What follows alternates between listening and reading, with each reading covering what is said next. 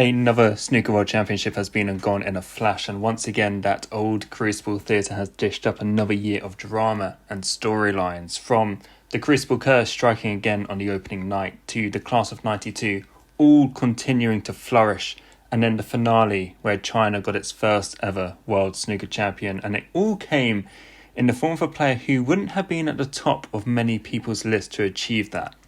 But let's rewind 18 days to the opening Saturday. I travelled up to Sheffield even though I didn't have any tickets for any of the sessions, purely because I desperately wanted to be in and around the Crucible Theatre just to make sure I could be there as often as possible, especially with the chance that this tournament could be moved in the very near future.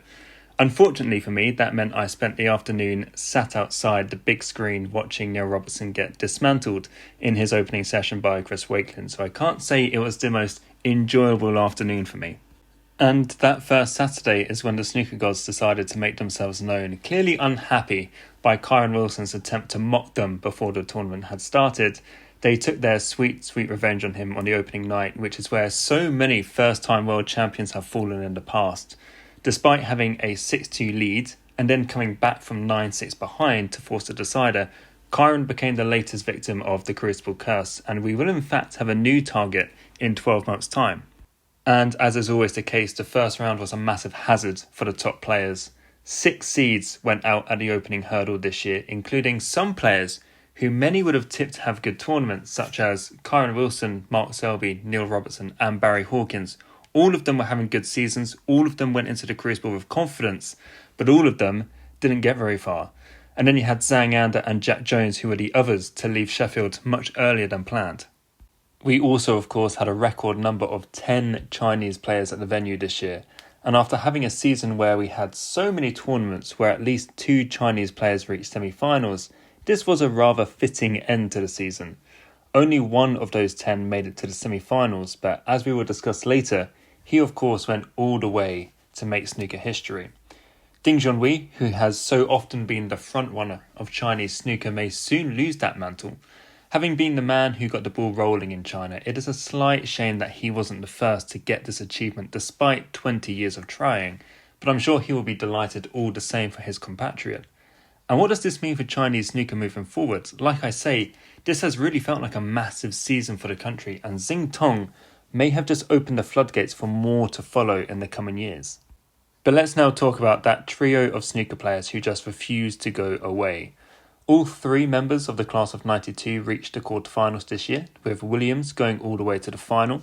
For O'Sullivan, honestly, it was just good to see that he decided to play in the event in the first place, and despite never really playing close to his best at all, he still managed to reach the semi-finals, which in all honesty is an achievement to itself. But he is clearly not in a happy place with snooker at the moment, and it remains to be seen if he can come back fresh next season after taking a couple of months off. And then we had Mark Williams and John Higgins, who played out a quarterfinal classic which went down to the very last ball. And it is remarkable really that 33 years after turning professional, they are still battling it out on the sport's biggest stage. Higgins, well, he'll probably be slightly disappointed, not just because he missed out on Match Ball Blue, but he had enjoyed such a fantastic back end of the season that he may well have fancied his chances of a 5th world title this year. But Mark Williams, look, he was superb. Okay, not so much in the final, but at the age of 50, to reach the final with eyesight problems is a remarkable achievement really. On top of beating Higgins, he knocked out the world number 1 Judd Trump, and also came through 2 really tough battles against Wu Yize and Hussein Fafai too earlier in the tournament. Just unfortunately, he ran out of steam in the final, which kind of seemed like it was a match too far for him. And it is also the second time this season that he has missed out on £500,000 in a final after losing narrowly to Judd Trump in Saudi Arabia earlier in the season. All in all though, another successful season, and it also means that at the start of next season, Mark Williams, John Higgins and Ronnie O'Sullivan will be ranked 3, 4 and 5 in the world, which is just remarkable at their age. I know we say it again and again and again about these trio, but when are they going to end? Mark's 50, the other 2 will be turning 50 in the coming months, and they're still firmly within the top 8 in the world. they're just pushing the boundaries of what is possible. And, there's so many players like Trump and, Kyle Wilson and other players who are probably desperate for them to retire just so that they can get their own moment of glory. But yeah, really is incredible. Another incredible tournament for all three of them. And who knows, at least one of them could have another World Championship in them. And then in terms of what else unfolded in Sheffield, Mark Allen became the first man to make a 147 in all three Triple Crown events with his second round maximum. And some of the pots he knocked in that break, just to keep the break alive, were tremendous. Although he did say himself that he would have traded that in a heartbeat for an elusive first world title, which continues to evade him. And the man who beat Mark also had an excellent tournament. Despite losing form in the past couple of months, Chris Wakelin has been so impressive over the past 18 months. So it was fitting for him to get some results in Sheffield. Okay, I would have rathered he didn't knock out Neil Robertson first round, but at times he showed exactly what he is capable of. Luca Brissell also at times had me thinking that this was going to be 2023 all over again. The way he played to beat Ding in the second round was sensational, and suddenly you start thinking that history was about to repeat itself.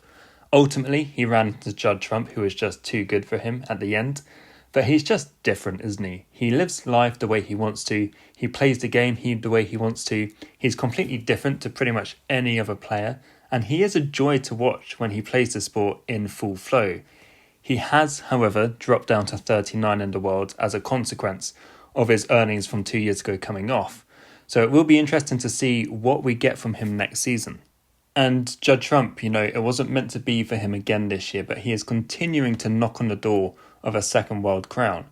I did think out of the 4 semi-finalists, he would be the one to go on and win it, but of course he ran into a vintage Mark Williams performance in that semi-final.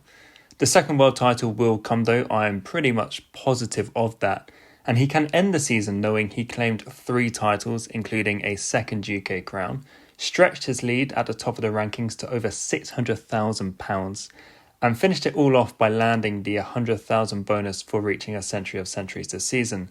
Not only for the second time, but he also broke Neil Robertson's original record of 103 centuries by making 107 this season. The boy is very, very special, and you know already that I'm going to be reviewing more tournament wins from him next season. And there are other players that I could talk about in this video, but I have delayed talking about the world champion for long enough. Now let's get started by talking about the elephant in the room. People will have differing opinions, and I've seen a lot of them online, so I'll weigh in with my own 2 pence here on whether his win is tainted by doing it so soon after coming back from his ban.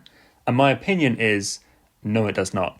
Was Zhao a silly boy to get himself involved in that match-fixing scandal and that tainted the sport in the first place? Yes, of course he was.